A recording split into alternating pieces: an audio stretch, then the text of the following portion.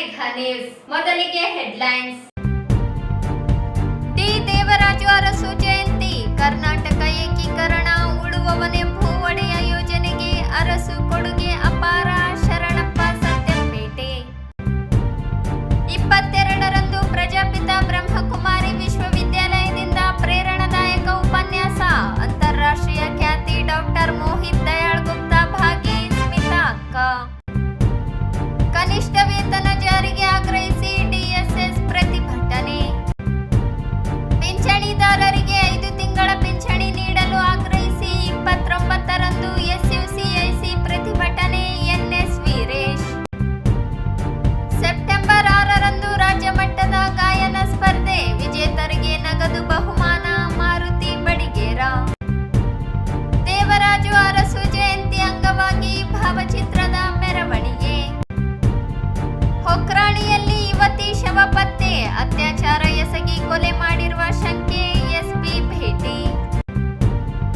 ಮತ್ತು ಕರಡಕಲ್ನ ಜಮೀನಿನಲ್ಲಿ ಮಹಿಳೆಯ ಶವ ಪತ್ತೆ, 16 ಅನುಮಾನ.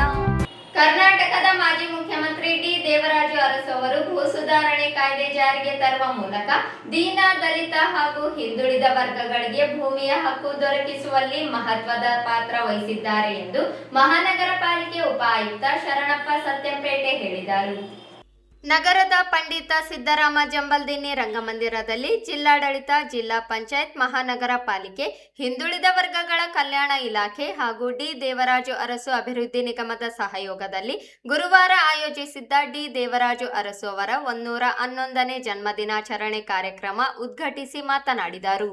ಭಾಷಾವಾರು ಪ್ರಾಂತಗಳ ರಚನೆಯ ಹಿನ್ನೆಲೆಯಲ್ಲಿ ಕರ್ನಾಟಕದ ಏಕೀಕರಣದ ಹೋರಾಟ ನಡೆದಿದ್ದು, ಕನ್ನಡ ಮಾತನಾಡುವ ಪ್ರದೇಶಗಳನ್ನು ಒಗ್ಗೂಡಿಸಿ ಕರ್ನಾಟಕ ರಾಜ್ಯ ನಿರ್ಮಾಣವಾಗಲು ಅನೇಕ ಕನ್ನಡ ಪರ ಚಳುವಳಿಗಳು, ಸಾಹಿತಿಗಳು, ಚಿಂತಕರು, ಪತ್ರಕರ್ತರು ಹಾಗೂ ವಕೀಲರು ಹೋರಾಟ ನಡೆಸಿದ್ದರು. ಈ ಸಂದರ್ಭದಲ್ಲಿ ದೇವರಾಜು ಅರಸು ಅವರ ದೂರದೃಷ್ಟಿ ಮತ್ತು ಕನ್ನಡ ಭಾಷೆಯ ಮೇಲಿನ ಪ್ರೀತಿಯಿಂದ ಮೈಸೂರು ರಾಜ್ಯಕ್ಕೆ ಕರ್ನಾಟಕ ಎಂಬ ಹೆಸರು ನೀಡುವ ಮಹತ್ವದ ನಿರ್ಧಾರ ಕೈಗೊಳ್ಳಲಾಯಿತು ಎಂದು ಹೇಳಿದರು. ದೇವರಾಜು ಅರಸು ಅವರ ಆಡಳಿತದ ಪ್ರಮುಖ ಸಾಧನೆಗಳಲ್ಲಿ ಭೂ ಸುಧಾರಣೆ ಕಾಯ್ದೆ ಜಾರಿ ಅತ್ಯಂತ ಮಹತ್ವದ್ದಾಗಿದೆ. ಉಳುವವನೇ ಒಡೆಯ ಎಂಬ ತತ್ವದ ಮೂಲಕ ಭೂಮಿಯನ್ನು ಉಳುಮೆ ಮಾಡುತ್ತಿದ್ದವರಿಗೆ ಭೂಮಿಯ ಮೇಲಿನ ಹಕ್ಕು ದೊರಕಿಸುವ ಪ್ರಯತ್ನ ನಡೆಯಿತು. ಈ ಕ್ರಮದಿಂದ ದೀನರು, ದಲಿತರು ಹಾಗೂ ಹಿಂದುಳಿದ ವರ್ಗಗಳ ಜನರಿಗೆ ಭೂಮಿಯ ಹಕ್ಕು ಪಡೆಯಲು ಅವಕಾಶ ದೊರಕಿತು ಎಂದು ವಿವರಿಸಿದರು. ಆ ಕಾಲದ ಸಾಮಾಜಿಕ ವ್ಯವಸ್ಥೆ ಅತ್ಯಂತ ಸಂಕೀರ್ಣವಾಗಿದ್ದು, ಭೂ ಸುಧಾರಣೆ ಕಾಯ್ದೆ ಜಾರಿಗೆ ತರುವುದು ಸುಲಭದ ಕೆಲಸವಾಗಿರಲಿಲ್ಲ. ಆದರೂ ದೇವರಾಜು ಅರಸು ಅವರು ತಮ್ಮ ದೂರದೃಷ್ಟಿ, ಧೈರ್ಯ ಹಾಗೂ ಆಡಳಿತಾತ್ಮಕ ತಂತ್ರಗಾರಿಕೆಯಿಂದ ಭೂ ಸುಧಾರಣೆಗಳನ್ನು ಜಾರಿಗೆ ತಂದರು. ಇದರಿಂದ ಸಾಮಾಜಿಕ ಸಬಲೀಕರಣಕ್ಕೆ ದೊಡ್ಡ ಕೊಡುಗೆ ನೀಡಿದರು ಎಂದರು.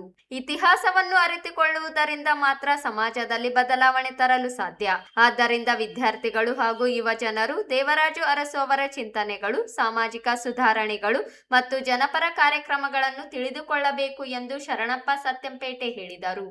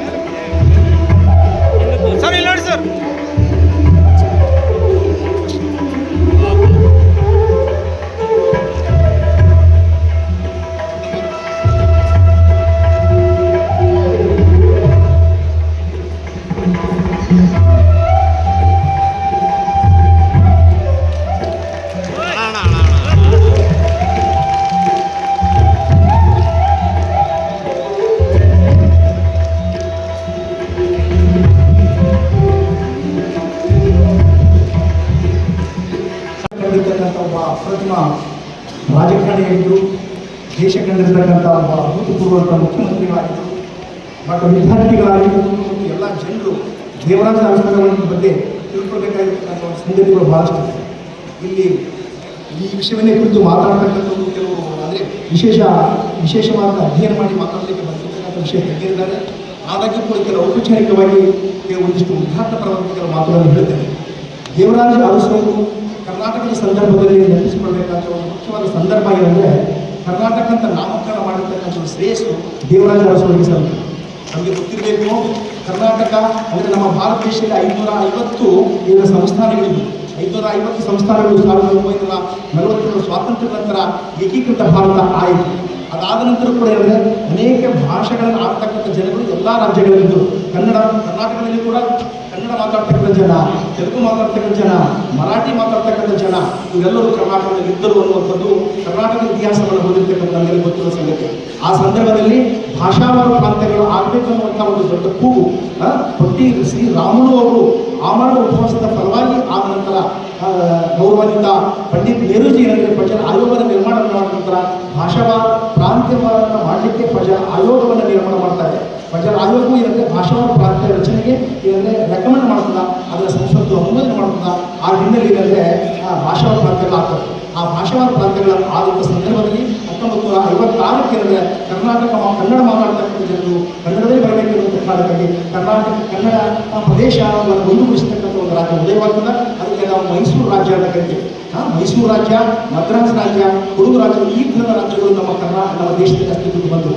ಆದರೆ ಕರ್ನಾಟಕದಲ್ಲಿ ಕನ್ನಡವೇ ಪ್ರಧಾನವಾಗಿ ಭಾಷೆಯಾಗಿರುವಾಗ ಮೈಸೂರು ರಾಜ್ಯದ ಪ್ರದೇಶ ಭಾಷೆ ಯಾಕೆ ಇಡಬೇಕೆನ್ನುವಂಥ ಪ್ರಶ್ನೆ ಬಂದಾಗ ಅನೇಕ ಕನ್ನಡ ಚಳುವಳಿಗಳು, ಸಾಹಿತಿಗಳು, ಚಿಂತಕರು, ಪತ್ರಿಕೆಯವರು, ವಕೀಲರು ಎಲ್ಲರೂ ಏನಂದರೆ ಇದರ ಬಗ್ಗೆ ಬಹಳಷ್ಟು ಚಿಂತನೆ ಮಾಡಿ ಅದನ್ನು ಹೋರಾಟ ಮಾಡಿದ ನಂತರ ಕೊನೆಗೆ ಕರ್ನಾಟಕ ಸರ್ಕಾರದಲ್ಲಿ ಏನಂದರೆ ಒಂದು ಕರ್ನಾಟಕ ಇಡಬೇಕೆನ್ನುವಂಥ ಒಂದು ಕೂಗು ಬರ್ತದೆ. ಅಂಥ ಸಂದರ್ಭದಲ್ಲಿ ನಮ್ಮ ಕರ್ನಾಟಕದಲ್ಲಿ ದೇವರಾಜ ಅರಸರು ಅಂದರೆ ಮುಖ್ಯಮಂತ್ರಿಯಾಗಿರ್ತಾರೆ. ಅವರ ಒಂದು ದೂರದೃಷ್ಟಿಯ ಫಲವಾಗಿ ಮತ್ತು ಭಾಷೆಯಲ್ಲಿ ಇರ್ತಕ್ಕಂಥ ಒಂದು ಪ್ರೇಮದ ಫಲವಾಗಿ ಮತ್ತು ಕರ್ನಾಟಕ ಅನ್ನುವಂಥ ಒಂದು ಹೆಸರನ್ನು ಏನಂದರೆ ದೇವರಾಜ ಅರಸರವರು ಮೈಸೂರು ರಾಜ್ಯದ ಮುಖ್ಯಮಂತ್ರಿಯಾಗಿ ಘೋಷಣೆ ಮಾಡ್ತಾರೆ. ಆ ಕಾರಣಕ್ಕಾಗಿ 1971 ಕರ್ನಾಟಕ ರಾಜ್ಯ ಅಸ್ತಿತ್ವಕ್ಕೆ ಬರ್ತದೆ. ಹೀಗೆ ಕರ್ನಾಟಕ ರಾಜ್ಯ ಅಸ್ತಿತ್ವಕ್ಕೆ ಬಂದ ಅಥವಾ ತಂದ ಶ್ರೇಯಸ್ಸು ದೇವರಾಜ ಅರಸರಿಗೆ ಸಲ್ತದೆ. ನಾವೆಲ್ಲರೂ ಇವತ್ತು ನಾವು ನೀವೆಲ್ಲ ಕೂತ್ಕೊಂಡು ಇವತ್ತು ಮಾತಾಡ್ತಕ್ಕಂಥ ಒಂದು ಸಂದರ್ಭಗಳು ಬಂದಿವೆ. ಈ ಸಂದರ್ಭಗಳಲ್ಲಿ ಅವಶ್ಯವಾಗಿ ಗಮನಿಸಬೇಕಂತ 2 ಸಾಧನೆಗಳ ಬಗ್ಗೆ ನಾವೆಲ್ಲರೂ ಮೆಲುಕು ಹಾಕ್ತೇವೆ. ಆ ದೇವರಾಜ ಅರಸರು 2 ಸಾಧನೆಗಳ ಬಗ್ಗೆ ಉಳುವವನೇ ಒಡೆಯ ಅನ್ನುವಂಥದ್ದು ಒಂದು, ಮತ್ತು ಭೂ ಸುಧಾರಣೆ. ನಮಗೆ ಗೊತ್ತಿರಬೇಕು, ಉಳುವವನೇ ಒಡೆಯ ಅಂದರೆ ಆ ಸಂದರ್ಭಗಳಲ್ಲಿ ಇತಿಹಾಸವನ್ನು ನಾವು ಮೆಲುಕು ಹಾಕಿದ್ರೆ ನಮಗೆ ಗೊತ್ತಾಗ್ತದ. ಆ ಸಂದರ್ಭದಲ್ಲಿ ಎಲ್ಲರಿಗೂ ಉಳುವಂಥ ಒಂದು ಅಧಿಕಾರ ಅಥವಾ ಹಕ್ಕು ಇರಲಿಲ್ಲ. ನಾವು ಶಿವರಾಮ ಕಾರಂತರ ಚೋಮರಜುಲಿ ಕಥೆಯನ್ನು ಓದಿದರೆ ಎಷ್ಟು ಕಷ್ಟಕರವಾಗಿತ್ತು ಅಂದರೆ ಭೂಮಿ ಹಕ್ಕನ್ನು ಪಡೆಯಲಿಕ್ಕೆ ಕೊಡ್ತಕ್ಕಂಥ ಒಂದು ಕಷ್ಟಗಳು ನಮಗೆ ಅರಿವಾಗ್ತದೆ. ಉಪನ್ಯಾಸಕ ಮುಕ್ಕಣ್ಣಗೌಡ ಪೊಲೀಸ್ ಪಾಟೀಲ್ ಮಾತನಾಡಿ, ದೇವರಾಜು ಅರಸು ಅವರ ಹೆಸರು ಕೇಳಿದಾಗಲೇ ಅವರ ವ್ಯಕ್ತಿತ್ವ ಹಾಗೂ ಸಾಧನೆಗಳು ನೆನಪಾಗುತ್ತವೆ.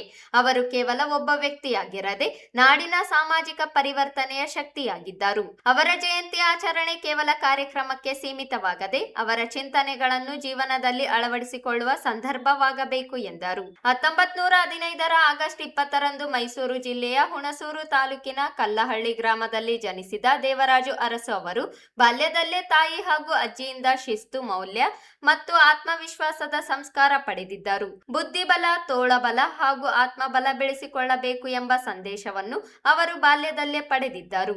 ಇದೇ ಮೌಲ್ಯಗಳು ಮುಂದೆ ಅವರ ಸಾರ್ವಜನಿಕ ಬದುಕಿಗೆ ದಾರಿದೀಪವಾದವು ಎಂದು ಹೇಳಿದರು. ಆ ಒಂದು ವ್ಯಕ್ತಿತ್ವ ಒಂದು ಈ ನಾಡುಗಳು ಜನಿಸಿರುವುದೇ ನಮ್ಮೆಲ್ಲರಿಗೂ ಪುಣ್ಯ ಅಂತಕ್ಕಂಥದ್ದು. ಅದು ಎಲ್ಲೋ ಯುಗ ಪುರುಷರು ಅಂತಕ್ಕಂಥ ಒಂದು ಏನು ನಾವು ಕೇಳ್ತೀವಿ, ಎಲ್ಲೋ ಒಬ್ಬೊಬ್ರು 100 ವರ್ಷಕ್ಕೊಬ್ರು ಅಂತ ಮಹಾನ್ ಸಾಧಕರು ಮತ್ತು ಜನರ ಬದುಕನ್ನು ಹಸನು ಮಾಡ್ತಕ್ಕಂಥ ವ್ಯಕ್ತಿಗಳು ಬರೋದು ಅಪರೂಪ. ಅಂತ ವ್ಯಕ್ತಿ ಮೈಸೂರು ಜಿಲ್ಲೆಯ ಹುಣಸೂರು ತಾಲೂಕಿನಲ್ಲಿ ಇರ್ತಕ್ಕಂಥ ಕಲ್ಲಳ್ಳಿ ಒಳಗೆ ಆಗಸ್ಟ್ 20ರಂದು 1915ರಂದು ಜನಿಸಿರ್ತಕ್ಕಂಥವ್ರು. ಅವರ ತಂದೆಯ ಹೆಸರು ದೇವರಾಜ ಅರಸರ ಹೆಸರು ಸೇಮ್. ಅವ್ರ ತಂದೆಯ ಹೆಸರು ದೇವರಾಜ, ಇವರು ದೇವರಾಜ, ಅವರ ತಾಯಿ ದೇವಿರಮ್ಮನಿ. ಇಂಥ ಒಂದು ದಂಪತಿಗಳ ಉದರದಲ್ಲಿ ಮೈಸೂರು ಮಹಾರಾಜರ ಸಂಬಂಧಿಗಳಾಗಿ ಜನಿಸಿರ್ತಕ್ಕಂಥವ್ರು. ಇವರ ಒಂದು ಬಾಲ್ಯದ ಸಂಸ್ಕಾರವನ್ನು ನೋಡಿದಾಗ ನಮಗೆ ಬಹಳಷ್ಟು ಆಶ್ಚರ್ಯ ಅನಿಸ್ತದೆ. ಆ ತಾಯಿ ಮತ್ತು ಅವರ ಅಜ್ಜಿ ಅವ್ರು ಕೊಡ್ತಕ್ಕಂಥ ಒಂದು ಬಾಲ್ಯದಲ್ಲಿರ್ತಕ್ಕಂಥ ಮೌಲ್ಯದ ಆ ನೀತಿ ಸಂದೇಶಗಳ ಮೂಲಕ ಇಂಥ ಒಂದು ಭವ್ಯವಾದಂಥ ಮತ್ತು ಎಲ್ಲರ ಮೆಚ್ಚುಗೆ ಪಾತ್ರರಾದಂಥ ಒಂದು ವ್ಯಕ್ತಿತ್ವವನ್ನು ರೂಪಿಸಿಕೊಳ್ಳಿಕ್ಕೆ ಸಾಧ್ಯ ಆಗೈತಿ ಅಂತಕ್ಕಂಥದ್ದನ್ನು ತಿಳ್ಕೊಳ್ಬೇಕು. ಅವ್ರ ಅಜ್ಜಿ 3 ಮಾತು ಹೇಳ್ತಿದ್ದು, ಯಾವಾಗಲೂ ನಿನಗೆ 3 ಬಲ ಬೆಳೆಸ್ಕೋಬೇಕು ನೋಡಪ್ಪ ನೀನು ಅಂತದ್ದು. ಬುದ್ಧಿಬಲ, ತೋಳಬಲ ಮತ್ತು ಆತ್ಮಬಲ. ಈ 3 ಬಲಗಳನ್ನು ನೀವು ರೂಢಿಸ್ಕೊಂಡಿ ಅಂತಂದ್ರೆ ಮುಂದೆ ಬರುವಂಥ ದಿನಮಾನದೊಳಗೆ ಇವು ನಿನ್ನನ್ನು ಕಾಪಾಡ್ತಾವು ಅಂತಕ್ಕಂಥದ್ದು. ನಮ್ಮ ತಿಪ್ಪಾರೆಡ್ಡಿ ಅವರು ಸಿಹಿ ಊಟ ಇದೆ ಸಿಹಿ ಊಟ ಇದೆ ಅಂತ 2-3 ಸಲ ಹೇಳಿದ್ರು. ಹಾಗಾಗಿ ವಿದ್ಯಾರ್ಥಿಗಳು ಬಹಳ ಸಂತೋಷ ಅನಿಸ್ತಾರೆ. ದೇವರಾಜ ಅವರ ಆಸೆ, ಅವರ ಕನಸು ಇವತ್ತು ನನಸಾಗಿದೆ ಅನ್ನುವಂಥ ವಿಚಾರವನ್ನು ನಾನು ಇವತ್ತು ವ್ಯಕ್ತಪಡಿಸ್ತಾ ಇದ್ದೇನೆ. ಮೊಟ್ಟ ಮೊದಲನೇದಾಗಿ ನಾನು ಜಿಲ್ಲಾಡಳಿತ, ಹಿಂದುಳಿದ ವರ್ಗ ಕಲ್ಯಾಣ ಇಲಾಖೆ, ಜಿಲ್ಲಾಡಳಿತ ಎಲ್ಲ ಜಿಲ್ಲಾಡಳಿತ, ಜಿಲ್ಲಾ ಪಂಚಾಯತ್, ಮಹಾನಗರ ಪಾಲಿಕೆ, ಕನ್ನಡ ಮತ್ತು ಸಂಸ್ಕೃತಿ ಇಲಾಖೆ ಇವರೆಲ್ಲರಿಗೆ ನಾನು ಹೃದಯ ಸ್ಪರ್ಶಿ ಕೃತಜ್ಞತೆಗಳನ್ನು ಸಲ್ಲಿಸ್ತಾ ಇದ್ದೇನೆ. ಯಾಕಂತ ಹೇಳಿದ್ರೆ ಶಿಷ್ಟಾಚಾರ ಇರುವಂತ ಈ ಒಂದು ಕಾರ್ಯಕ್ರಮ, ಇದರಲ್ಲಿ ಇವತ್ತು ಸುಮಾರು 24 ಸಮುದಾಯಗಳ ಪ್ರತಿನಿಧಿಗಳನ್ನು ಕೂಡಿಸಿ ಈ ಒಂದು ಕಾರ್ಯಕ್ರಮ ಮಾಡ್ತಾ ಇದ್ದಾರೆ. ಕಾರ್ಯಕ್ರಮದಲ್ಲಿ ತಹಸೀಲ್ದಾರ್ ಪರಶುರಾಮ್, ಹಿಂದುಳಿದ ವರ್ಗಗಳ ಕಲ್ಯಾಣ ಇಲಾಖೆ ಅಧಿಕಾರಿ ಸುನೀತಾ, ಸಮಾಜದ ಪ್ರಮುಖರಾದ Ravi Bosaraj, K Shanthappa, Hanumanthappa Yadav, Gayathri Jindappa, Kadagola Anjaneya, Anjali, Srikanth Vakil, Paguntappa, doctor Tanaji Kalyankar, B Basavaraj, V Lakshmi Reddy, Pavan Kishore Patil, Ashok, Venkatesh Madivala, Hanumanthappa Jalibenchi, Narasannagouda ಸೇರಿದಂತೆ ಹಲವರು ಉಪಸ್ಥಿತರಿದ್ದರು. ಪ್ರಜಾಪಿತ ಬ್ರಹ್ಮಕುಮಾರಿ ಈಶ್ವರೀಯ ವಿಶ್ವವಿದ್ಯಾಲಯದ ಜನರ ಮನಪರಿವರ್ತನೆಗೆ ಅಂತಾರಾಷ್ಟ್ರೀಯ ಸಂಪನ್ಮೂಲ ವ್ಯಕ್ತಿಯಾಗಿರುವ ಡಾಕ್ಟರ್ ಮೋಹಿತ್ ದಯಾಳ್ ಗುಪ್ತಾ ಆಗಸ್ಟ್ 22ರಂದು ನಗರಕ್ಕೆ ಆಗಮಿಸಿ ನಗರದ ಪಂಡಿತ ಸಿದ್ದರಾಮ ಜಂಬಲ್ದಿನ್ನಿ ರಂಗಮಂದಿರದಲ್ಲಿ ಜೀವನಕ್ಕೆ ಹೊಸ ಚೈತನ್ಯ ವಿಷಯವಾಗಿ ಪ್ರೇರಣೆದಾಯಕ ಉಪನ್ಯಾಸ ನೀಡಲಿದ್ದಾರೆ ಎಂದು ರಾಜಯೋಗಿನಿ ಸ್ಮಿತಾ ಅಕ್ಕ ಹೇಳಿದರು. ಅವರಿಂದು ಮಾಧ್ಯಮಗೋಷ್ಠಿ ಉದ್ದೇಶಿಸಿ ಮಾತನಾಡಿ, ಆಗಸ್ಟ್ 22ರಂದು ಸಂಜೆ 5:30ಕ್ಕೆ ನಡೆಯಲಿರುವ ಕಾರ್ಯಕ್ರಮದಲ್ಲಿ ಸಾರ್ವಜನಿಕರು ಹೆಚ್ಚಿನ ಸಂಖ್ಯೆಯಲ್ಲಿ ಭಾಗವಹಿಸಿ ವಿಶೇಷ ಕಾರ್ಯಕ್ರಮದ ಸದುಪಯೋಗ ಪಡೆಯಬೇಕೆಂದರು. ರಾಯಚೂರು ವಾಣಿಜ್ಯೋದ್ಯಮ ಸಂಘ, ಚಾರ್ಟರ್ಡ್ ಅಕೌಂಟೆಂಟ್ಸ್ ಸಂಘ, ನ್ಯಾಯವಾದಿಗಳ ಸಂಘ ಸೇರಿದಂತೆ ಅನೇಕ ಸಂಘ ಸಂಸ್ಥೆಗಳ ಸಹಕಾರ ನೀಡಿವೆ ಎಂದರು. ಅಂದು ಬೆಳಿಗ್ಗೆ 4 ಕಾರ್ಯಕ್ರಮಗಳನ್ನು ಡಾಕ್ಟರ್ ಮೋಹಿತ್ ದಯಾಳ್ ಗುಪ್ತಾ ನಡೆಸಿಕೊಡಲಿದ್ದಾರೆ. ಬೆಳಿಗ್ಗೆ ರಿಮ್ಸ್ ಆಸ್ಪತ್ರೆಯಲ್ಲಿ, ನಂತರ ರಂಗಮಂದಿರದಲ್ಲಿ ಶಿಕ್ಷಕರು, ಉಪನ್ಯಾಸಕರುಗಳಿಗಾಗಿ ಉಪನ್ಯಾಸ, ಸಂಜೆ 5:30ಕ್ಕೆ ಸಾರ್ವಜನಿಕರಿಗೆ ಉಪನ್ಯಾಸ, ನಂತರ ಸಂಜೆ 7:30ರಿಂದ 8:30ರವರೆಗೆ ಐಎಂಎ ಸಭಾಂಗಣದಲ್ಲಿ ವೈದ್ಯರು ಹಾಗೂ ವೈದ್ಯಕೀಯ ಸಿಬ್ಬಂದಿಗಳಿಗೆ ಉಪನ್ಯಾಸ ನೀಡಲಿದ್ದಾರೆ. ಅಂತಾರಾಷ್ಟ್ರೀಯ ಖ್ಯಾತಿ ಉಪನ್ಯಾಸಕರ ಕಾರ್ಯಕ್ರಮದಲ್ಲಿ ಭಾಗವಹಿಸುವಂತೆ ಮನವಿ ಮಾಡಿದರು. ಈಶ್ವರೀಯ ವಿಶ್ವವಿದ್ಯಾಲಯದವರು ಒಂದು ಮನ ಪರಿವರ್ತನಾ ಅಥವಾ ಮೋಟಿವೇಶನಲ್ ಇನ್ಸ್ಪಿರೇಷನಲ್ ಟಾಕನ್ನು ಆಯೋಜನೆ ಮಾಡಿಕೊಂಡಿದ್ದೀವಿ. ಅದಕ್ಕಾಗಿ ಡಾಕ್ಟರ್ ಮೋಹಿತ್ ದಯಾಳ್ ಗುಪ್ತಾ ಅಂತ ಹೇಳಿ ಅವರು ಅಂತಾರಾಷ್ಟ್ರೀಯ ಮಟ್ಟದ ವಾಗ್ಮಿಗಳು. ಅವರು ರಾಯಚೂರಿಗೆ 22ನೇ ತಾರೀಕಿಗೆ ಬರ್ತಿದ್ದಾರೆ. ಅವರು ರಾಯಚೂರಿನಲ್ಲಿ 22ನೇ ತಾರೀಕು 4 ಕಾರ್ಯಕ್ರಮಗಳನ್ನು ಮಾಡ್ತಾರೆ. ಮೊದಲನೆಯ ಬೆಳಗಿನ ಒಂದು ಕಾರ್ಯಕ್ರಮ ಅವ್ರದ್ದು ರಿಮ್ಸ್ ಕಾಲೇಜ್ನಲ್ಲಿ ಇರ್ತದೆ. ಮೆಡಿಕಲ್ ವಿದ್ಯಾರ್ಥಿಗಳಿಗೆ, ನರ್ಸಿಂಗ್ ವಿದ್ಯಾರ್ಥಿಗಳಿಗೆ ಇರ್ತದೆ, ಸ್ಟೂಡೆಂಟ್ಸ್ ಆ್ಯಂಡ್ ಸ್ಟಾಫ್. ಅದಾದ ನಂತರ ಮಧ್ಯಾಹ್ನದ ಕಾರ್ಯಕ್ರಮ 1 ಗಂಟೆಯಿಂದ ರಂಗಮಂದಿರದಲ್ಲಿ ಶಾಲಾ ಶಿಕ್ಷಕರಿಗೆ, ಉಪನ್ಯಾಸಕರಿಗೆ, ಇವರಿಗೆ ಸಂಬಂಧಪಟ್ಟಂತಹ ಒಂದು ಕಾರ್ಯಕ್ರಮ ಇರ್ತದೆ. ಬೆಳಗಿರುವಂತಹ ಕಾರ್ಯಕ್ರಮದ ವಿಷಯ ಡಿಸೈನ್ ಯುವರ್ ಡೆಸ್ಟಿನಿ ಅಂತ ಹೇಳಿ. ಮಧ್ಯಾಹ್ನ ಏನು ಶಿಕ್ಷಕರಿಗೆ ಕಾರ್ಯಕ್ರಮ ಇರ್ತದೋ ಡೆಸ್ಟಿನಿ ಮಾರ್ನಿಂಗ್ ಅದು igniting young minds role of teacher ಅನ್ನುವಂಥದ್ದು ಮಧ್ಯಾಹ್ನ ಶಿಕ್ಷಕರಿಗೆ ಇರುವಂಥ ಒಂದು ಕಾರ್ಯಕ್ರಮ. ಇನ್ನು ಸಂಜೆ 5:30ರಿಂದ ರಾಯಚೂರು ನಗರದ ಸರ್ವ ಸಾರ್ವಜನಿಕರಿಗಾಗಿ ಕಾರ್ಯಕ್ರಮವನ್ನು ಆಯೋಜನೆ ಮಾಡ್ಕೊಂಡಿದ್ದೀವಿ. ಅದು ರಿಜ್ಯುವಿನೇಟಿಂಗ್ ಲೈಫ್ ಅನ್ನೋಂಥ ವಿಷಯ. ಅಂದರೆ ಜೀವನದಲ್ಲಿ ಒಂದು ಪುನಶ್ಚೇತನ, ಒಂದು ಶಾಂತಿ, ಜೀವನವನ್ನು ಮತ್ತೆ ಪುನಃ ಒಂದು ಒಳ್ಳೆಯ ರೂಪದಲ್ಲಿ ಅದನ್ನು ಸೆಟಪ್ ಮಾಡಿಕೊಂಡು ಶಾಂತಯುತವಾದಂತಹ, ಒತ್ತಡ ಮುಕ್ತವಾದಂತಹ ಬದುಕನ್ನು ಬದುಕುವ ವಿಶೇಷವಾದ ಕಲೆಯನ್ನು ಅವರು ಡಾಕ್ಟ್ರು ಇರುವ ಕಾರಣಕ್ಕಾಗಿ MD ಡಾಕ್ಟ್ರು, ಕಾರ್ಡಿಯಾಲಜಿಸ್ಟು, ಟೆಡೆಕ್ಸ್ ಸ್ಪೀಕರು. ಹಾಗಾಗಿ ಅವರು ವಿಜ್ಞಾನ, ಆಧ್ಯಾತ್ಮ ಇವು ಎಲ್ಲವನ್ನು ಒಳಗೊಂಡಂತಹ ಒಂದು ಬದುಕಿನ ಶೈಲಿಯನ್ನು, ನಮ್ಮ ಬದುಕಿನಲ್ಲಿ ಒಂದು ಹೊಸತನವನ್ನು ತರುವಂತಹ ಒಂದು ವಿಧಿಯನ್ನು ನಮಗೆ ಸಂಜೆಯ ವಿಷಯದಲ್ಲಿ ಅವರು ತಿಳಿಸ್ಕೊಡ್ತಾರೆ. ಅದಾದ ನಂತರ 7:30ರಿಂದ 8:30 IMA ಅಲ್ಲಿ ಇರ್ತದೆ. ಸ್ಪಿರಿಚುವಾಲಿಟಿ ಇನ್ ಮೆಡಿಸಿನ್ ಅನ್ನುವಂಥ ಒಂದು ವಿಷಯವನ್ನು ಅವರು ಪ್ರಸ್ತಾವನೆ ಮಾಡ್ತಾರೆ. ಹಾಗಾಗಿ ತಮ್ಮಲ್ಲಿ ನಮ್ಮ ವಿನಂತಿ ಇಷ್ಟೇ, ಇಂತಹ ಒಬ್ಬ ಅಂತಾರಾಷ್ಟ್ರೀಯ ವ್ಯಕ್ತಿಯನ್ನು, ಅಂತಾರಾಷ್ಟ್ರೀಯ ಮೋಟಿವೇಶನಲ್ ಸ್ಪೀಕರನ್ನು ನಮ್ಮೂರಿಗೆ ಮತ್ತೆ ನಾವು ಕರೆಸಲಿಕ್ಕಾಗಲ್ಲ. ಈ ಸಂದರ್ಭದಲ್ಲಿ ಶಾರದಕ್ಕ, ಲಲಿತಾ ಬಸನಗೌಡ, ಜಂಬಣ್ಣ ಯಕ್ಲಾಸ್ಪುರು, ಹೇಮಣ್ಣ ಉಣ್ಣೆ, ರಾಜೇಂದ್ರ ಕುಮಾರ್ ಶಿವಾಳೆ, ವಿಜಯ್ ಚೌಧರಿ, ಮಲ್ಲಿಕಾರ್ಜುನ, ವೀರನ್ಗೌಡ, ಡಾಕ್ಟರ್ ವೆಂಕಟೇಶ್ ನಾಯಕ ಇದ್ದರು. ಕರ್ನಾಟಕ ಪರಿಷ್ಕೃತ ಕನಿಷ್ಠ ವೇತನ ದರವನ್ನು ಜಾರಿಗೊಳಿಸುವಂತೆ ಕರ್ನಾಟಕ ದಲಿತ ಸಂಘರ್ಷ ಸಮಿತಿ ಜಿಲ್ಲಾ ಮಹಿಳಾ ಘಟಕದ ವತಿಯಿಂದ ನಗರದ ಜಿಲ್ಲಾಧಿಕಾರಿ ಕಚೇರಿ ಎದುರು ಪ್ರತಿಭಟನೆ ನಡೆಸಲಾಯಿತು. ಜಿಲ್ಲಾಧಿಕಾರಿ ಕಚೇರಿ ಸ್ಥಾನಿಕಾಧಿಕಾರಿ ಮೂಲಕ ಉಪಮುಖ್ಯಮಂತ್ರಿ ಡಾಕ್ಟರ್ ಜಿ ಪರಮೇಶ್ವರ್ ಅವರಿಗೆ ಮನವಿ ಸಲ್ಲಿಸಲಾಯಿತು. 2026-27ನೇ ಸಾಲಿನಲ್ಲಿ ಸಮಾಜ ಕಲ್ಯಾಣ ಇಲಾಖೆಯ ಜಿಲ್ಲಾ ವ್ಯಾಪ್ತಿಯ ವಸತಿ ನಿಲಯಗಳಲ್ಲಿ ಅಡುಗೆ ಸಹಾಯಕರು, ಅಡುಗೆಯವರು, ಕಾವಲುಗಾರರು, ಕಂಪ್ಯೂಟರ್ ಆಪರೇಟರ್ಗಳು ಸೇರಿದಂತೆ ವಿವಿಧ ಹುದ್ದೆಗಳಲ್ಲಿ ಕರ್ತವ್ಯ ನಿರ್ವಹಿಸುತ್ತಿರುವ ಕಾರ್ಮಿಕರಿಗೆ ಕಾರ್ಮಿಕ ಇಲಾಖೆಯ ಹೊಸ ಆದೇಶದಂತೆ ಪರಿಷ್ಕೃತ ವೇತನವನ್ನು ನೀಡಲಾಗುತ್ತಿತ್ತು. ಆದರೆ ಇದೀಗ ಏಕಾಏಕಿ ಕನಿಷ್ಠ ವೇತನದ ಪರಿಷ್ಕೃತ ದರದಂತೆ ವೇತನ ಪಾವತಿಸಲು ಹಣಕಾಸು ಇಲಾಖೆಯಿಂದ ಮಂಜೂರಾತಿ ನೀಡುವುದನ್ನು ಸ್ಥಗಿತಗೊಳಿಸಿರುವುದು ಆತಂಕ ವ್ಯಕ್ತಪಡಿಸಿದರು. ವಿಧಾನಸಭೆಯಲ್ಲಿ ಕನಿಷ್ಠ ವೇತನ ಪರಿಷ್ಕರಣೆ ಕುರಿತು ವಿಷಯ ಮಂಡನೆಯಾಗಿರುವ ಹಿನ್ನೆಲೆಯಲ್ಲಿ ಸರ್ಕಾರ ಕೂಡಲೇ ಕ್ರಮ ಕೈಗೊಳ್ಳಬೇಕು ಎಂದು ಒತ್ತಾಯಿಸಿದರು. ಕಾರ್ಮಿಕರ ಜೀವನ ನಿರ್ವಹಣೆಗೆ ಕನಿಷ್ಠ ವೇತನ ಅತ್ಯಗತ್ಯವಾಗಿದ್ದು, ಪರಿಷ್ಕೃತ ವೇತನವನ್ನು ತಡೆ ಹಿಡಿದಿರುವುದರಿಂದ ಅಲ್ಪ ವೇತನದಲ್ಲಿ ದುಡಿಯುತ್ತಿರುವ ಕಾರ್ಮಿಕರಿಗೆ ಆರ್ಥಿಕ ಸಂಕಷ್ಟ ಉಂಟಾಗಲಿದೆ.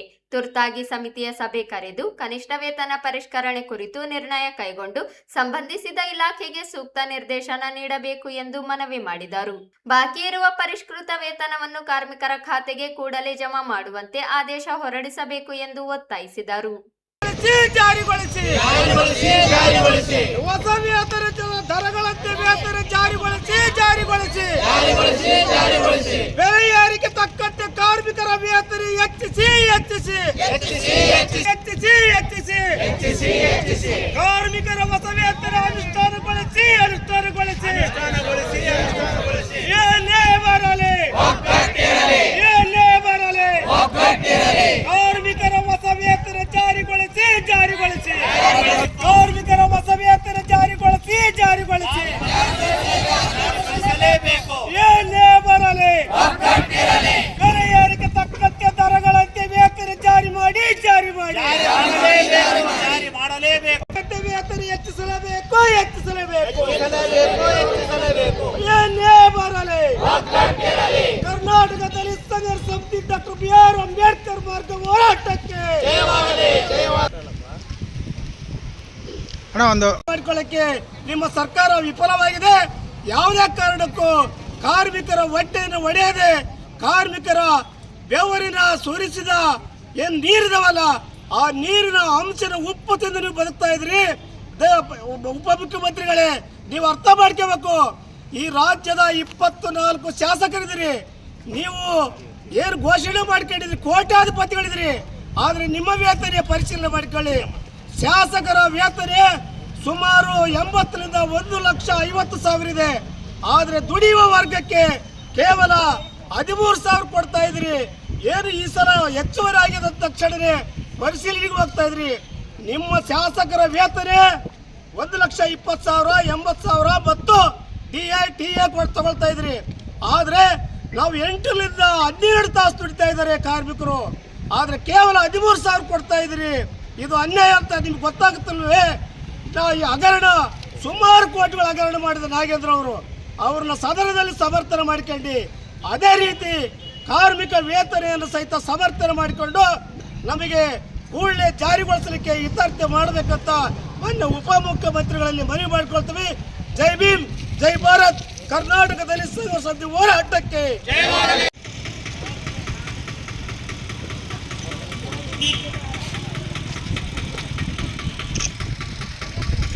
ಸನ್ಮಾನ್ಯ ಶ್ರೀ ಡಾಕ್ಟರ್ ಜಿ ಪರಮೇಶ್ವರ್, ಸನ್ಮಾನ್ಯ ಉಪಮುಖ್ಯಮಂತ್ರಿಗಳು ಹಾಗೂ ಕಾರ್ಮಿಕ ಇಲಾಖೆ ಕನಿಷ್ಠ ವೇತನ ದರಗಳ ಪರಿಷ್ಕರಣೆಗೆ ಸಂಬಂಧಿಸಿದಂತೆ ಪರಿಶೀಲನಾ ಸಮಿತಿಯ ಸಚಿವ ಸಂಪುಟ ಉಪಸಮಿತಿಯ ಅಧ್ಯಕ್ಷರು, ಕರ್ನಾಟಕ ಸರ್ಕಾರ, ವಿಧಾನಸೌಧ ಬೆಂಗಳೂರು. ಮಾನ್ಯರೇ, ಜಿಲ್ಲಾಧಿಕಾರಿಗಳು, ರಾಯಚೂರು ಇವರ ಮುಖ್ಯ ದರಗಳ ಪರಿಷ್ಕರಣೆ ಸಂಬಂಧಿಸಿದಂತೆ ಕಾರ್ಮಿಕ ಇಲಾಖೆಯ ದಿನಾಂಕ 25/5 2026 ಹೊರಡಿಸಲು ಅಧಿಸೂಚನೆಯಲ್ಲಿನ ಅಂಶಗಳು ಕೇಂದ್ರ ಸರ್ಕಾರದ ವೇತನ ಸಂಹಿತೆ 2019ಗೆ ಅನುಗುಣವಾಗಿದೆಯೇ ಎಂಬುದನ್ನು ಪರಿಶೀಲಿಸಲು ಸಚಿವ ಸಂಪುಟ ಉಪಸಮಿತಿ ಅಧ್ಯಕ್ಷರಾದ ಸನ್ಮಾನ್ಯ ಶ್ರೀ ಡಾಕ್ಟರ್ ಜಿ ಪರಮೇಶ್ವರ್ ಉಪಮುಖ್ಯಮಂತ್ರಿಗಳು ಇವರು ಅತಿ ಜರೂರಿ ಸಮಿತಿ ಸದಸ್ಯರನ್ನು ಸಭೆ ಕರೆದು ವಿಷಯವನ್ನು ಕಾರ್ಮಿಕರ ಹೊಸ ಥರದ ವೇತನವನ್ನು ಚರ್ಚೆಗೆ ತಂದು ಸಭೆಯಲ್ಲಿ ನಿರ್ಣಯವನ್ನು ಕೈಗೊಂಡು ನಿರ್ದೇಶನವನ್ನು ಈ ಮೇಲ್ಕಣಿಸಿದ ವಿಷಯಕ್ಕೆ ಸಂಬಂಧಿಸಿದಂತೆ ಕರ್ನಾಟಕ ದಲಿತ ಸಂಘರ್ಷ ಸಮಿತಿ ಅಂಬೇಡ್ಕರ್ ಮಾರ್ಗ ಜಿಲ್ಲಾ ಸಮಿತಿ ಮಹಿಳಾ ಘಟಕ ರಾಯಚೂರು ವತಿಯಿಂದ ಮನವಿ ಮಾಡಿಕೊಳ್ಳುವುದೇನೆಂದರೆ 2026-27ನೇ ಸಾಲಿನಲ್ಲಿ ಈಗಾಗಲೇ ಸಮಾಜ ಕಲ್ಯಾಣ ಇಲಾಖೆ ರಾಯಚೂರು ಜಿಲ್ಲಾ ಸಮಿತಿ ವಸತಿ ನಿಲಯಗಳ ಅಡಿಗೆಯವರು ಕಾವಲುಗಾರರು ಕಂಪ್ಯೂಟರ್ ಆಪರೇಟರ್ಸ್ ಮತ್ತು ಇನ್ನಿತರ ಇಲಾಖೆಯಲ್ಲಿ ಕರ್ತವ್ಯ ನಿರ್ವಹಿಸಿ ಕಾರ್ಮಿಕ ಇಲಾಖೆ ಹೊಸ ಆದೇಶ ವೇತನವನ್ನು ಜಿಲ್ಲಾ ವ್ಯಾಪ್ತಿಯಲ್ಲಿ ವೇತನವನ್ನು ಪಡೆದಿದ್ದೇ ಇರುತ್ತದೆ. ಆದರೆ ಹಠಾತ್ತನೆ ಕಾರ್ಮಿಕ ಕನಿಷ್ಠ ವೇತನ ದರವನ್ನು ನೀಡುವಲ್ಲಿ ಹಣಕಾಸಿನ ಖಜಾನೆ ಇಲಾಖೆಯಿಂದ ಮಂಜೂರು ಮಾಡುವುದನ್ನು ರದ್ದುಪಡಿಸಿದ್ದಾರೆ.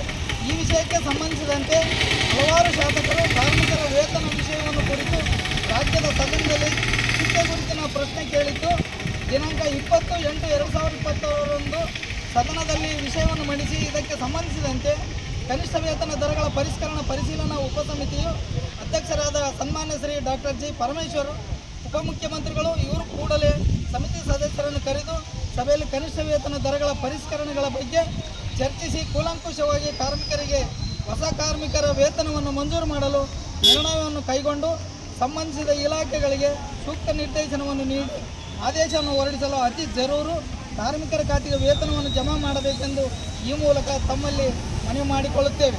ಈ ಸಂದರ್ಭದಲ್ಲಿ ಜಿಲ್ಲಾಧ್ಯಕ್ಷೆ ಲಕ್ಷ್ಮೀದೇವಿ, ಮಹಾದೇವಪ್ಪ, ನರಸಿಂಗಮ್ಮ, ಎಂ ಈರಣ್ಣ, ಭೀಮಣ್ಣ ಉಡುಮ್ಗಲ್, ವರಸ್ವಾಮಿ ಸೇರಿದಂತೆ ಅನೇಕರಿದ್ದರು. ವಯೋವೃದ್ಧರು, ದುರ್ಬಲರು, ವಿಧವೆಯರು, ವಿಕಲಚೇತನರು ಹಾಗೂ ತೃತೀಯ ಲಿಂಗಿಗಳಿಗೆ ನೀಡಲಾಗುತ್ತಿದ್ದ ಪಿಂಚಣಿ ಕಳೆದ 5 ತಿಂಗಳಿಂದ ಪರಿಷ್ಕರಣೆ ಹೆಸರಿನಲ್ಲಿ ಸ್ಥಗಿತಗೊಳಿಸಿರುವುದನ್ನು ವಿರೋಧಿಸಿ ಎಸ್ಯುಸಿಎಸಿ ಪಕ್ಷದಿಂದ ಆಗಸ್ಟ್ 29ರಂದು ನಗರದ ತಹಸೀಲ್ದಾರ್ ಕಚೇರಿ ಮುಂದೆ ಪ್ರತಿಭಟನೆ ನಡೆಸಲಾಗುತ್ತದೆ ಎಂದು ಪಕ್ಷದ ಜಿಲ್ಲಾ ಸಂಘಟನಾ ಸಮಿತಿ ಸದಸ್ಯ ಎನ್ಎಸ್ ವೀರೇಶ್ ಹೇಳಿದರು.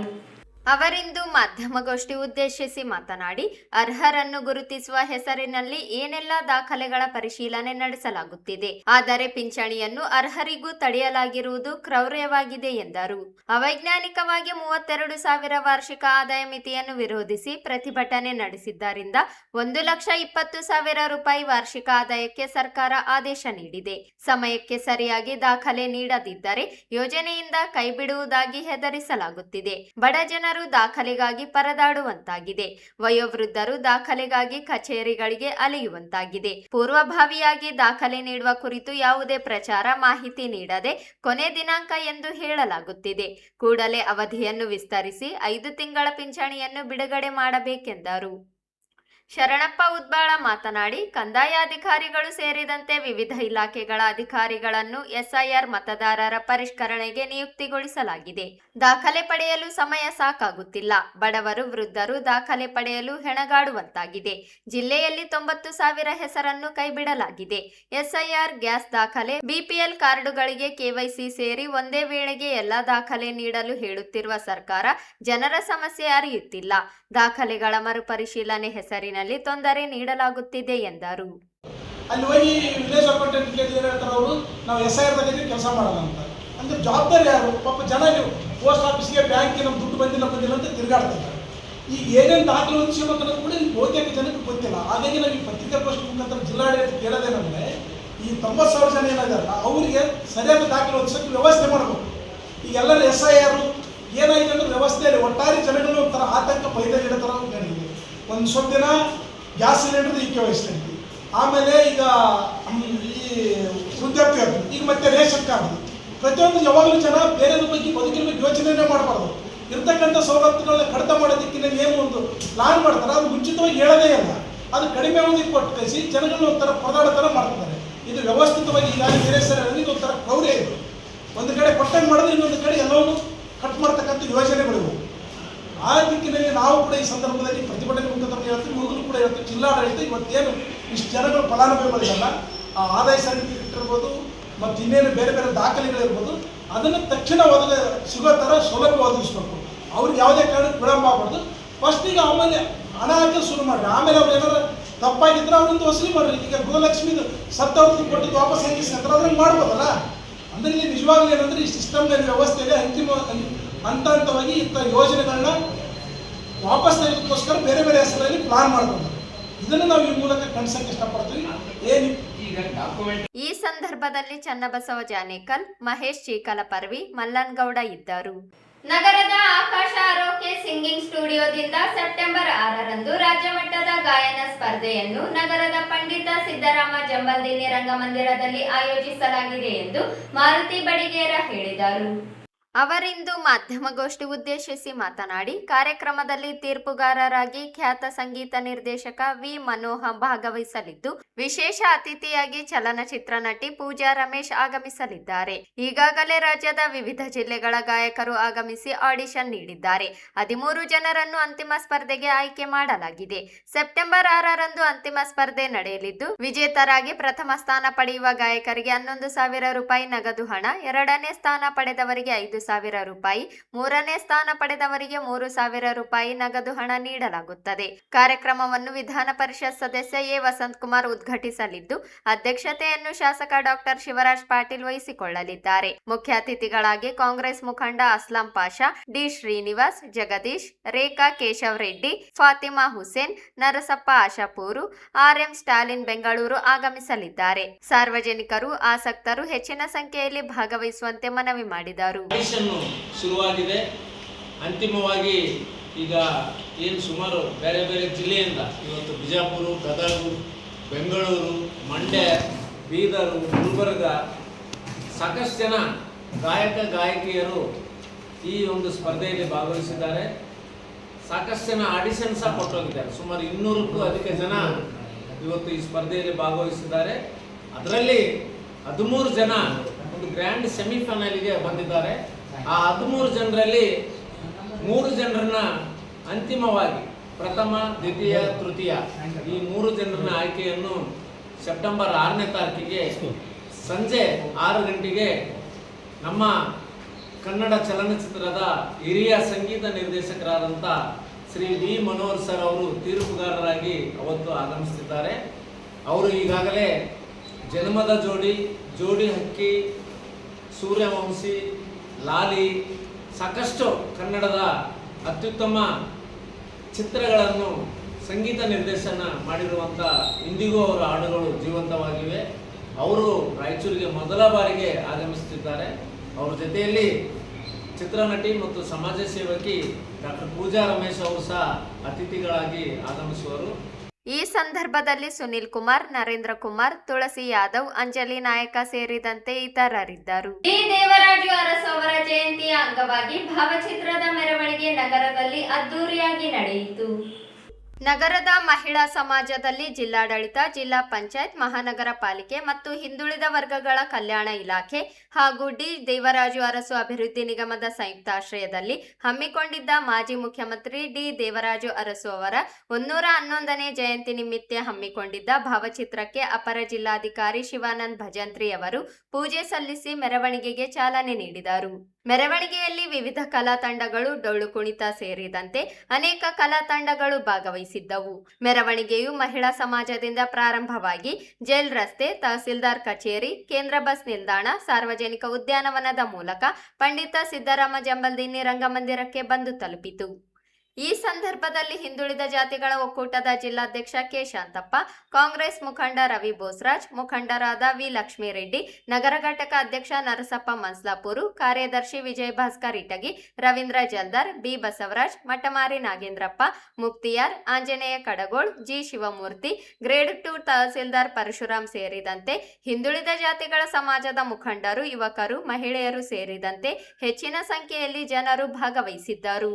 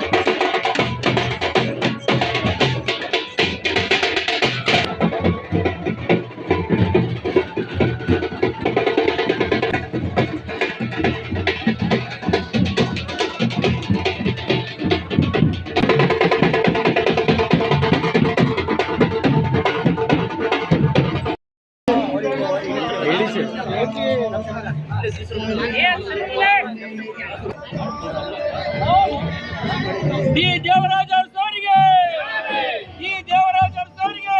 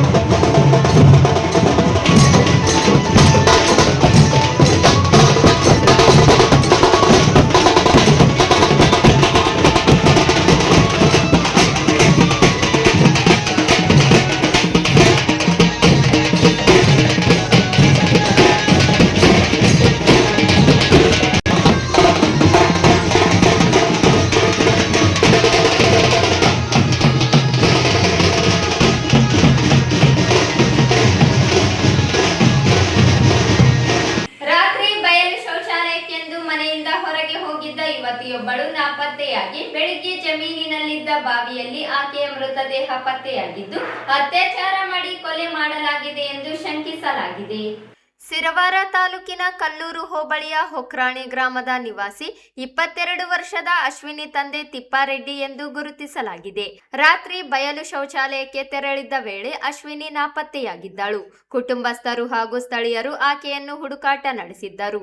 ಈ ನಡುವೆ ಬೆಳಿಗ್ಗೆ ರೈತರು ಜಮೀನಿಗೆ ತೆರಳಿದಾಗ ಬಾವಿಯಲ್ಲಿ ಯುವತಿಯ ಮೃತದೇಹ ಕಂಡು ಬಂದಿದೆ. ಕೂಡಲೇ ಪೊಲೀಸರಿಗೆ ಮಾಹಿತಿ ನೀಡಲಾಗಿದ್ದು ಸ್ಥಳಕ್ಕೆ ಸಿರವಾರ ಠಾಣೆ ಪೊಲೀಸರು ಭೇಟಿ ನೀಡಿ ಪರಿಶೀಲನೆ ನಡೆಸಿದ್ದಾರೆ. ಯುವತಿಯ ಸಾವಿನ ಕುರಿತು ಹಲವು ಅನುಮಾನಗಳು ವ್ಯಕ್ತವಾಗಿದ್ದು ಅತ್ಯಾಚಾರವೆಸಗಿ ಕೊಲೆ ಮಾಡಿ ಮೃತದೇಹವನ್ನು ಬಾವಿಗೆ ಎಸೆದಿರುವ ಶಂಕೆ ಸ್ಥಳೀಯರಿಂದ ವ್ಯಕ್ತವಾಗಿದೆ.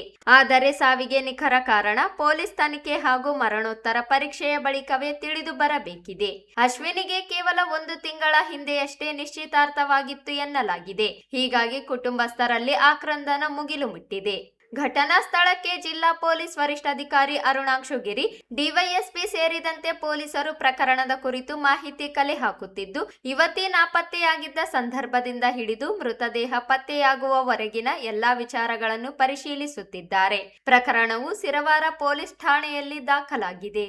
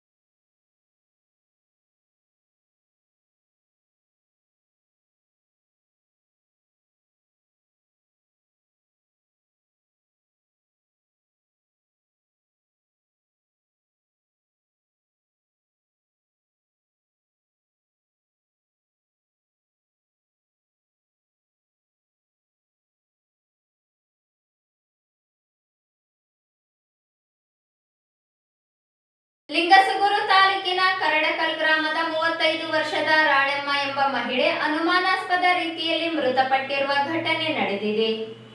ಬುಧವಾರ ಸಂಜೆ ಕಟ್ಟಿಗೆ ತರಲು ಜಾಲಿಬೆಂಚಿ ಗ್ರಾಮದ ಕಡೆಗೆ ತೆರಳಿದ್ದ ರಾಣೆಮ್ಮ ಮಾರ್ಗ ಮಧ್ಯೆ ಹೊಲವೊಂದರಲ್ಲಿ ಕಟ್ಟಿಗೆ ತರಲು ತೆರಳಿದ್ದ ಸಂದರ್ಭದಲ್ಲಿ ಇಬ್ಬರು ಅಪರಿಚಿತ ವ್ಯಕ್ತಿಗಳು ಆಕೆಯ ಮೇಲೆ ಅತ್ಯಾಚಾರ ಎಸಗಿ ಬಳಿಕ ಕೊಲೆ ಮಾಡಿ ಪರಾರಿಯಾಗಿದ್ದಾರೆ ಎನ್ನಲಾಗಿದೆ.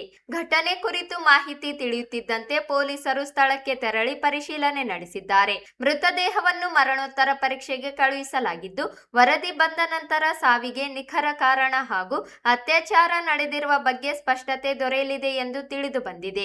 ಘಟನೆಗೆ ಸಂಬಂಧಿಸಿದಂತೆ ಪೊಲೀಸರು ಪ್ರಕರಣ ದಾಖಲಿಸಿಕೊಂಡು ತನಿಖೆ ಮುಂದುವರಿಸಿದ್ದಾರೆ. ಆರೋಪಿಗಳ ಪತ್ತೆಗೆ ವಿವಿಧ ಆಯಾಮಗಳಲ್ಲಿ ತನಿಖೆ ನಡೆಸಲಾಗುತ್ತಿದ್ದು, ಘಟನಾ ಸ್ಥಳದಿಂದ ಅಗತ್ಯ ಸಾಕ್ಷ್ಯಾಧಾರಗಳನ್ನು ಸಂಗ್ರಹಿಸಲಾಗುತ್ತಿದೆ. ಮಹಿಳೆಯೊಂದಿಗೆ ಕೊನೆಯದಾಗಿ ಯಾರು ಸಂಪರ್ಕದಲ್ಲಿದ್ದರು ಎಂಬುದು ಸೇರಿದಂತೆ ಹಲವು ವಿಚಾರಗಳ ಕುರಿತು ಪೊಲೀಸರು ಮಾಹಿತಿ ಕಲೆ ಹಾಕುತ್ತಿದ್ದಾರೆ. ಈ ಘಟನೆಗೆ ಸಂಬಂಧಿಸಿದಂತೆ ಪೊಲೀಸರು ಅಧಿಕೃತವಾಗಿ ನೀಡುವ ಮಾಹಿತಿ ಹಾಗೂ ಮರಣೋತ್ತರ ಪರೀಕ್ಷೆಯ ವರದಿಯ ಆಧಾರದ ಮೇಲೆಯೇ ಘಟನೆಯ ಸಂಪೂರ್ಣ ಸ್ವರೂಪ ಸ್ಪಷ್ಟವಾಗಬೇಕಿದೆ. ಕೊನೆಯಲ್ಲಿ ಮತ್ತೊಮ್ಮೆ ಹೆಡ್ಲೈನ್ಸ್.